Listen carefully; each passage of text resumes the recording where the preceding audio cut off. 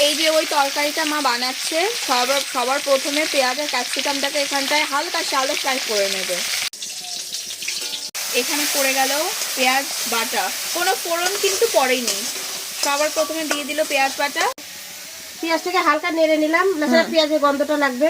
এরপরে দিয়ে দেবো টমেটো বাটা। আচ্ছা, টমেটো বাটাটা কিন্তু মিক্সিতে বেটেছি, কারণ পাটায় বাটা অসুবিধা হয়। এখন পড়ে যাচ্ছে এটা ধনে গুঁড়ো। এটা কিন্তু লঙ্কা গুঁড়ো কাশ্মীরি, ঠিক আছে, ঝাল না। এটা দিচ্ছে মা কাশ্মীরি লঙ্কা গুঁড়ো। হলুদ পড়ে গেল, ভালো লাগে চলে গেল, সামান্য পরিমাণে চিনি স্বাদ অনুযায়ী। এবার মশলাটা কিন্তু এখানটায় কুক হয়ে গেছে, হ্যাঁ তেল ছেড়ে দিয়েছে, মানে মশলাটা এখানে হয়ে গেছে।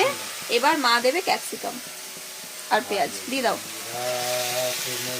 এই যে এখানটায় মা একটু ঢাকা দিয়ে দিয়েছে, এটা আর একটু কিছুক্ষণ হবে, হয়ে গেলেই কিন্তু ক্যাপসিকামের তরকারি হয়ে যাবে রেডি। আর কিন্তু কোনো মশলা পড়বে না। চলো এটা আমি খাওয়ার সময় দেখাবো।